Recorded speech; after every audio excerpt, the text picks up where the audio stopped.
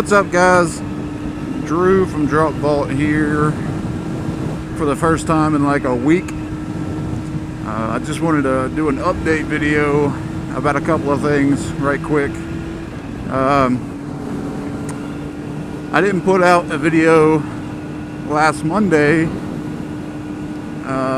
or Friday because last weekend was the Yummy R6 meetup.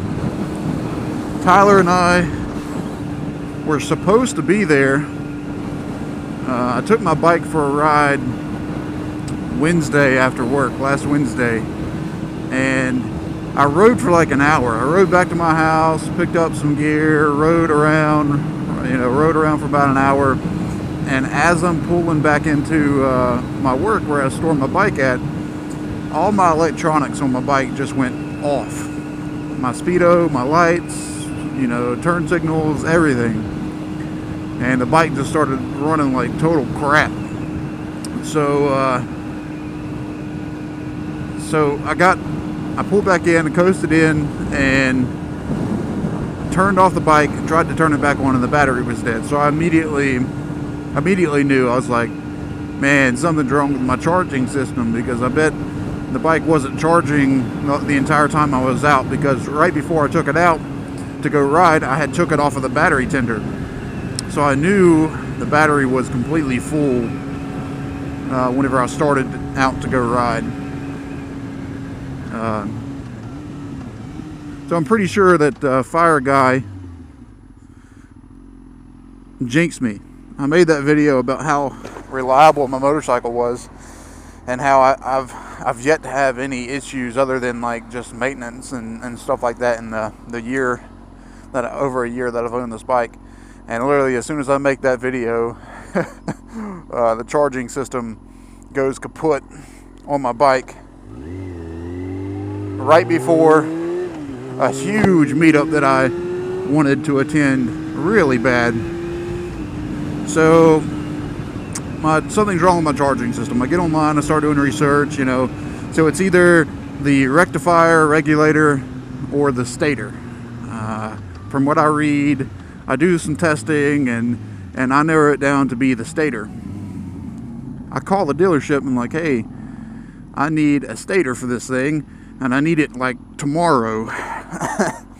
So they're like, I'm talking to the mechanic, and he's like, I've never seen a stator go out on a motorcycle. It's always the regulator rectifier. So I'm like, okay, well, let's just go ahead and order that, and hopefully that'll fix it. You know what you're talking about.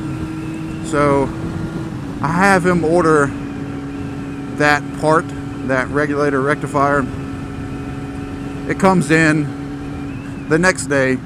Go up there, grab it, and this thing's like plug and play, super easy to do. So I'm like, all right, I'm gonna go back to the shop and put this thing on right quick, and see if this thing fixes it. Of course, that was not the issue. So I wasted $100 for a regulator. That wasn't the problem. So I'm like, okay, so since that wasn't the issue and you recommended it, we need to go ahead and get this stator in ASAP. Then he's like, well, it's Memorial Day weekend and tomorrow is Friday, and the only place that has one is in New Jersey.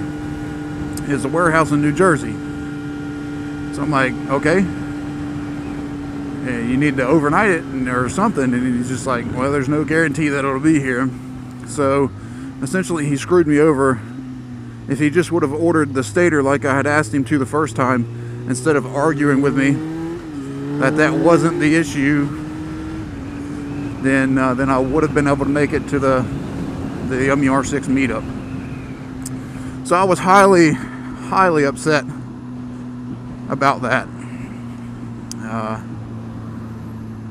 So Wednesday comes around and he gets the part in, and then he's like, well, I'm not going to be able to put it on until tomorrow, because I could have put it on myself, but at that point I was just so angry, and I just didn't even want to mess with it. I was just like, you know what, you just do it.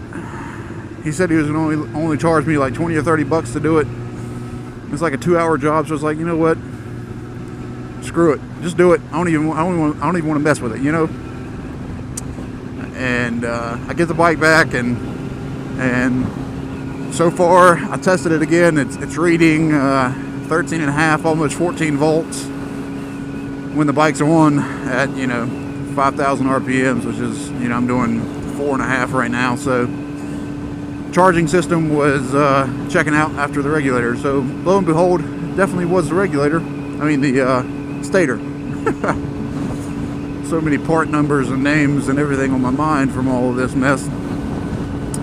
So for you, those of you who don't know, the stator is in the motor on the side cover. On my bike, it's the left side of the motor.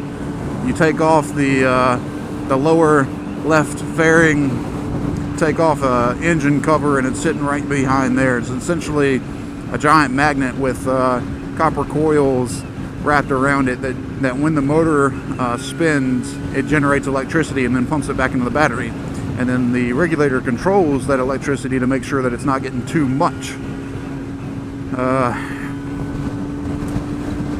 I downloaded the entire service manual for my bike, and that's how I figured out how to test it. It was pretty simple. I had to take the gas tank off. Well, not off, but I had to move it because the connector that goes from the stator into the wiring harness, the sub harness to the rectifier, was right underneath the gas tank. A little 3-pin connector. Oh my God, I forgot they have not paved this section of the road yet. Fucking hate the road whenever it's like this on a bike. It feels like you're skating. Like, it literally feels like I'm on ice right now. God. Wish they'd hurry up and freaking finish that. Anyway, service manual. What is this car doing?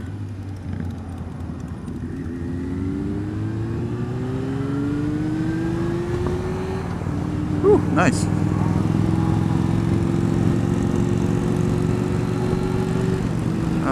Service manuals are very handy to have.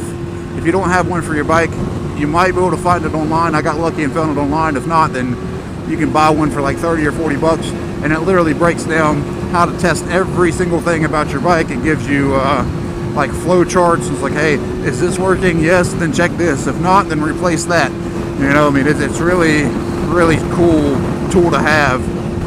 I definitely recommend that to anyone and everyone who has a motorcycle. Go ahead and buy that for your particular bike.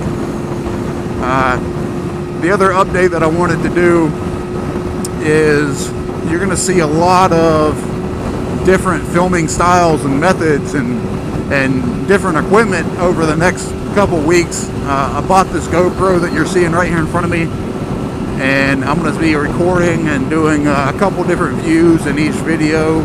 So I've got the Hero 3 Plus, I've got the Drift Ghost, and I've got a Canon handheld camcorder, and then my girlfriend recently bought a DSLR. So I've got several new things to play with.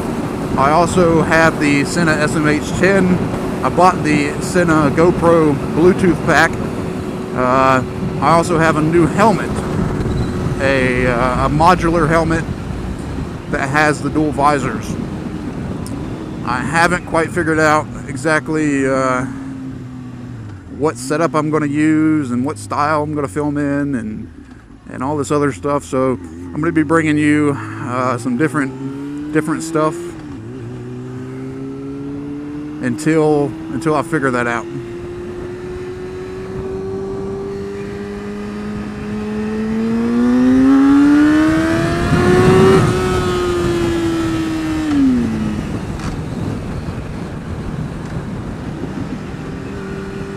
That was almost bad.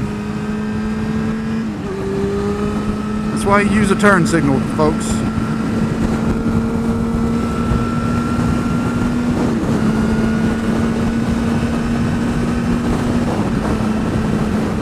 Good thing I saw him coming over.